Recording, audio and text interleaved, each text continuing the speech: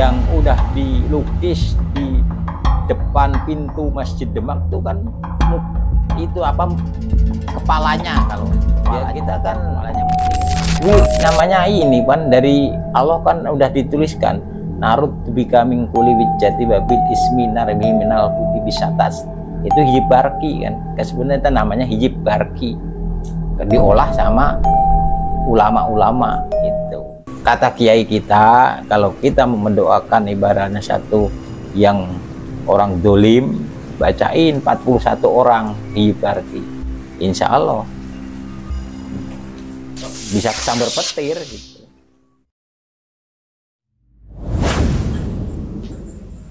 Ya, alhamdulillah teman-teman, sekarang kami masih bersama Mbah Kartono asli dari Demak, Jawa Tengah. Kami datang jauh-jauh datang ke sini karena ya mengetahui betul ilmunya Mbah Kartono itu sangat luar biasa, banyak, dan sepertinya generasi muda itu perlu mengetahui.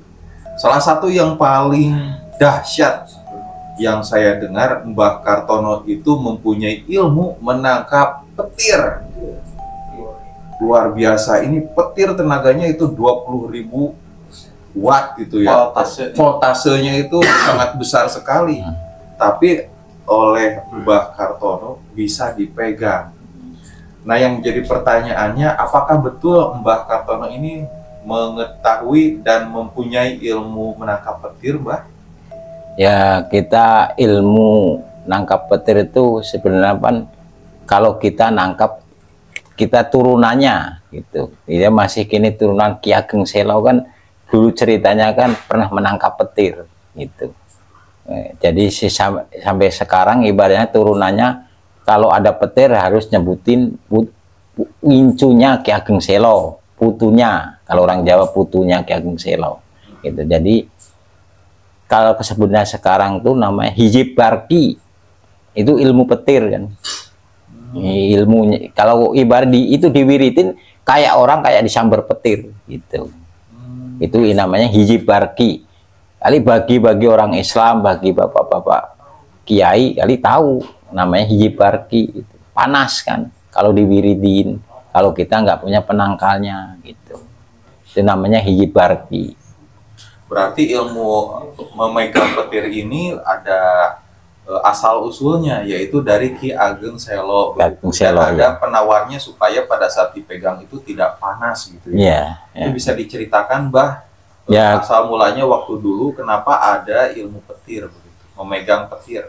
Ya karena kebuktian sama haruhun kita kan, kalau sebut haruhun sesepuh kita Ki Ageng Selo. Juga bukan cerita, itu memang nyata, karena makamnya juga ada, bukunya ya ada, yang udah dilukis di depan pintu Masjid Demak itu kan itu apa kepalanya, kalau ini kepalanya petir itu mangprang itu di Masjid Demak. Kalau kalau bisa moto, kalau kejadian biasanya kebakar, kalau moto itu tuh nggak kejadian. Pengen lihat itu gambar petir itu nggak kejadian kebanyakan, tapi ada yang bisa, ada yang nggak bisa. Dulunya mau dilukis sama Ki Ageng Selo itu belum sepenuhnya, keburu dia ada yang bukan nolongin karena kesalahan istrinya, jadi dikasih minum karena kehausan panas-panas, itu ceritanya gitu. Jadi dia lepas, baru kelukis mukanya doang, dia lepas, ceritanya gitu. Itu yang nangkep Ki Ageng Selo lagi macul di sawah karena hujan, macul terus, namanya waliullah. Lah kalau kita orang biasa kan, itu kita masih turunannya, maka bisa menceritakan nyata, itu bukan bohong, bukan haok. Kalau enggak ya telusuri aja, masih ada makamnya Ki Ageng Selo waliullah. Cuman nggak tercantum di dasar Wali Songo. Kalau Wali Songo kan udah tercantum Wali Songo. Itu juga sama waliullah. Kita juga sebagai turunnya ya selalu ngususin malam Jumat kan gitu, Ki Ageng Selo. Nah, kita masih kini turunan kan gitu. Oh, Ki Ageng Selo ini berarti penyiar agama Islam di daerah Demak, ya, Jawa Tengah. Jawa Tengah. Dan salah satu kesaktiannya karomahnya menangkap petir. Allah Subhanahu wa taala itu bisa menangkap petir saat mencangkul di sawah. Itu berarti dipegang ya? Dibawa pulang. Dibawa pulang. Gitu. Dibawa pulang, diikat ke namanya pohon gandri. Kalau orang Jawanya gandri, tahu kalau bahasa Indonesia itu. Kalau di kampung saya itu ada pohon yang bisa menangkap petir, namanya pohon kinyiru. Oh. Nah, kanyere, ada kanyere. Nah, itu yang menjadi pertanyaan, apakah sama atau tidak? Mungkin teman-teman yang lagi nonton video ini bisa kasih komen di bawah gitu ya. Apakah kanyere dan gandri itu sama atau beda? Cuman ada kesamaan di kampung saya di Sunda itu ada pohon namanya pohon kanyere. Mungkin bisa jadi sejarahnya dari sana. Diikat di pohon kanyere, kemudian sama Ki Ageng Selonya dilukis di kertas berarti gitu. Iya, bukan kertas, di kulit. Dulunya kulit menjangan. Oh, menjangan itu kalau nggak salah rusa ya? Rusa. Oh. Jadi gambar gitu. Dilukis, baru selesai kepalanya, datang istrinya ngasih minum. Ngasih minum, segayung. Kalau dulu kan pakai siwur itu ininya batok, kelapa. Batok kelapa. Ya, kelapa gitu ya. Kan dulu zaman gitu kasih minum, nah itu lepas. Kenapa lepas? Ya karena itu ciri khasnya jangan kasih air. Oh, pantangannya itu jangan sampai ada air. Ada air. Nah, itu lepas gitu ya. Itu ya emang kehendak Allah lah, itulah wallahu alamnya. Kalau itu kelukis semua ya, sampai sekarang nggak ada petir. Insya Allah nggak ada petir. Itu kan ucapan Ki Ageng Selo. Kalau itu udah kelukis berarti nggak ada petir. Di mana-mana atau di sana aja? Di mana-mana. Termasuk misalkan kan saya asli dari kota Banjar Patroman, Jawa Barat. Itu di Banjar juga kalau misalkan hujan nggak bakal. Ya karena dia nggak ada kan. Udah nggak ada. Bahkan bukan di Banjar. Seluruh sedunia. Sedunia. Masya Allah, wali ya kak, karena dia lepas ya emang kehendak Allah harus ada kan. Cuman masih di daerah kampung itu nggak ada seganas-ganas kayak kampung-kampung yang lain. Gitu. Ibaratnya raja petirnya mungkin dipegang, yang mengendalikan petir di mana-mana dia lukis gitu. Ya dilukis. Makanya kita kalau turunan asli, turunan Ki Ageng Selo, kita udah kerasa kalau ada petir yang gede itu ya. Kalau saya di kampung orang lain, kita bacain ini incunya, cucunya Ki Ageng Selo. Kalau saya sebut putune Ki Ageng Selo, alhamdulillah jauh. Kalau nggak percaya ibarat nanya anak istri kita kan, tuh lihat. Kalau nggak pakai sombong saya jadinya kan, rasain kan. Anak istri kan takut, jubier gitu kan, kayak di telinga. Kalau kita baca ini putunya Ki Ageng Selo, nggak baca apa-apa, saya baca ini putunya Ki Ageng Selo, ini jauh. Dan itu berlaku sampai sekarang. Makanya kalau anak turunan kita, ibarat saya ya dianjurin harus, kalau di perjalanan takutnya kan, perjalanan ada hujan gede kan gitu, takutnya kan gitu. Asal baca itu aja.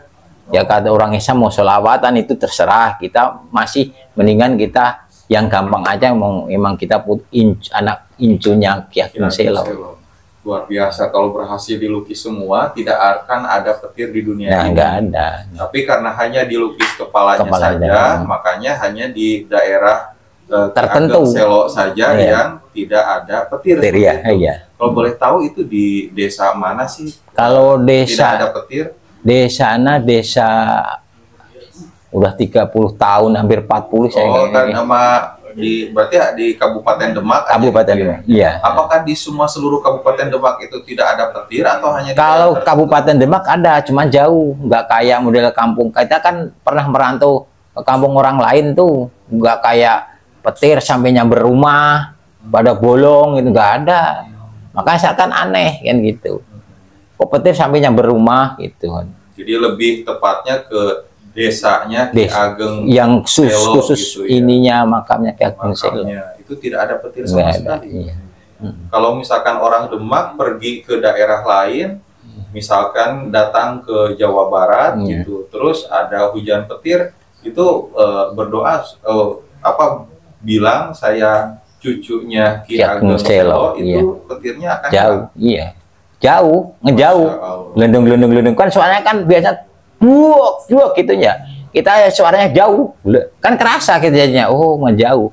Makanya kita kalau bukan sombong, waktu saya di sawah ini kan di ini, ya kalau orang di Sunda itu di Jawa Barat itu kan saung, orang-orang pada gak berani pulang, saya pakai daun pisang aja pulang. Tapi saya juga baca itu aja, Ki Ageng Selo, Ki Ageng, ini saya putnya Ki Ageng Selo. Alhamdulillah selamat. Insya Allah, biarpun sekarang ya asal ingat putuin anak intinya Ki Ageng Selo, insya Allah itu soalnya janji dia kan. Jadi seakan-akan takut sampai sekarang itu. Ini yang mungkin jadi pertanyaan dari teman-teman semua yang lagi nonton video ini. Masih ada tidak lukisan kepala petir? Masih ada. Di mana? Di Masjid Demak, khususnya Masjid Agung. Masjid Agung Demak. Itu gambarnya kayak gambar emas. Dan kalau yang penasaran, ibarat ada nggak, bener ada, kayak muka naga gitu, agak. Jadi kalau bisa penasaran, silakan saja datang berziarah ke sana, mendoakan leluhur kita. Raden Patah Bintoro Demak. Nah, di situ di belakang masjid kan banyak makam kerajaan kan. Makam kerajaan. Kalau di sana itu kerajaannya yang terkenal itu kerajaan apa, Mbak? Demak Bintoro. Kerajaan Demak Bintoro. Raden Patah. Raden Patah. Iya. Dan Ki Ageng Selo ini ada itu jabatannya enggak orang kampung. Orang kampung karena dia mengeluarkan karomahnya jadi ketahuan waliullah. Ya kita ya waliullah kan sebenarnya kan banyak. Cuman nggak disebut satu-satu, yang udah tercantum aja. Waliullah, Wali Songo kan gitu. Yang disebut sekarang gitu. Ya kalau kita yang turunan kita dari Jawa ya Ki Ageng Selo, Ki Ageng Mangir, Ki Ageng Paner banyak gitu. Makanya kita kayak khususin aja, kita karomahnya kan minta karomahnya aja. Ya karena memang kota atau Kabupaten Demak ini bisa dikatakan kota wali ya, karena banyak wali yang ada di Kabupaten Demak gitu ya. Itu gak ada cerita pan masjid yang tadinya mau bikin masjid gak jadi kan. Apa di sana, Mbak? Ada ini petilasan, tungku-tungkunya di sawah itu masih ada sampai sekarang. Petilasan banyak ya. Kan gara-garanya kan masjid mau dibikin harus fajar subuh harus jadi. Karena itu kampung namanya kampung dukun, tetangga kampung saya itu pada main lisung, pukul-tekan gitu. Karena sampai sekarang di Supata. Jadi ada perawan tua terus. Di kampung saya. Sampai sekarang. Sampai sekarang. Jadi kebanyakan perawan tua itu karena dulunya belum waktunya udah main gini kan, main gotekan. Gitu. Jadi gak jadi dia pindah. Jadi Demak Bintoro itu tadinya mau di desa dukun itu. Kenapa disebutnya desa dukun? Apakah di sana banyak dukun, Mbak? Iya dulunya kan. Makanya banyak penyiar agama datang ke sana kali gitu ya. Iya. Nah, Mbak, ini yang saya dapatkan informasinya memang betul-betul bikin penasaran, bahkan di tempat lain itu kayaknya tidak ada. Namanya aja ilmu memegang petir. Iya. Apakah ilmu memegang petir ini bisa Mbah praktekkan gitu? Ya kita kan namanya ini kan dari Allah kan udah dituliskan narut bika mingkuli wijati babil ismi narmihi minal huti bisatas. Itu hijib barki kan. Sebenarnya itu namanya hijib barki. Diolah sama ulama-ulama gitu. Ya kita menanyakan gini aja. Oh Bapak Kiai minta ijazah hijib barki, kadang-kadang ada yang punya, ada yang enggak kan gitu. Yang enggak semua kiai kan.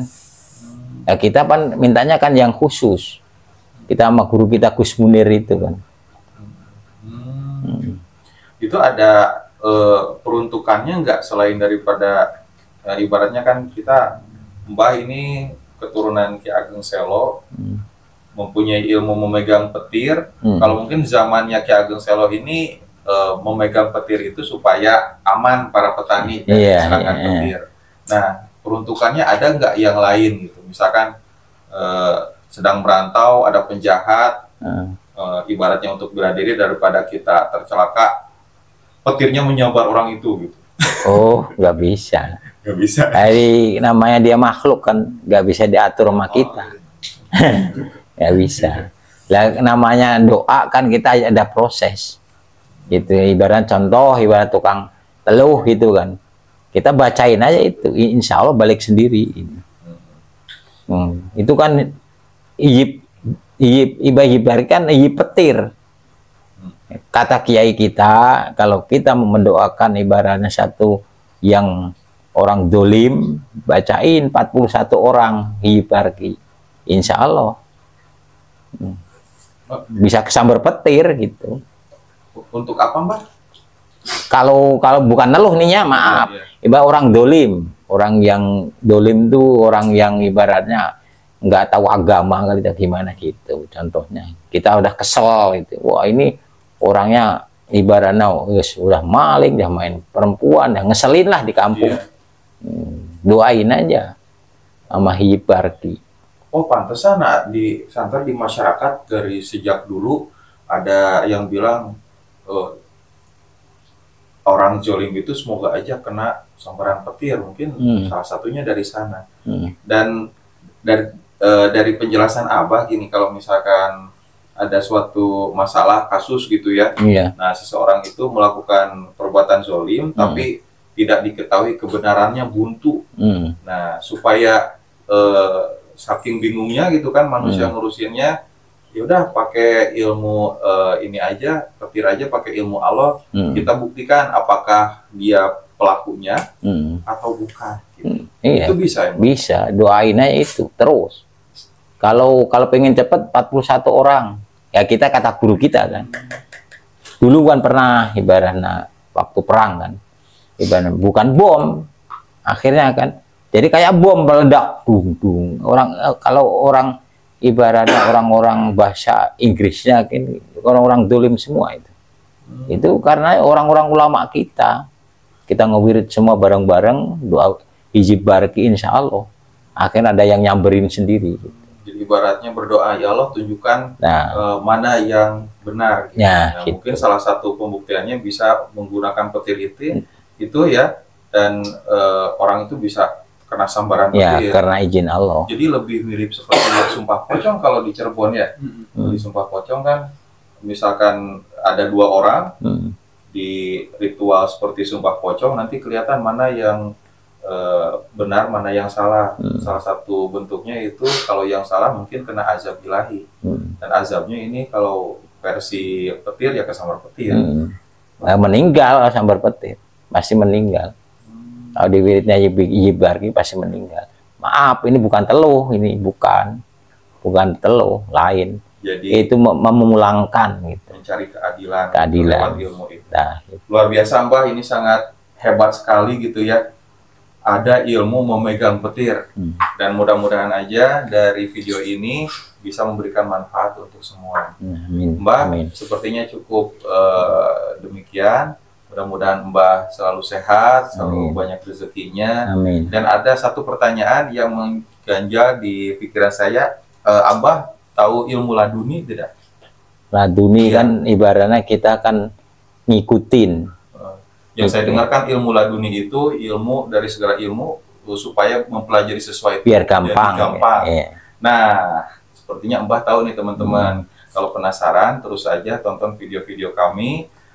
Nanti kita suatu saat mudah-mudahan bisa ketemu lagi sama Mbah Kartono dan bertanya tentang ilmu-ilmu yang lainnya, salah satunya mungkin ilmu laduni. Kami pamit undur diri. Assalamualaikum warahmatullahi wabarakatuh. Waalaikumsalam.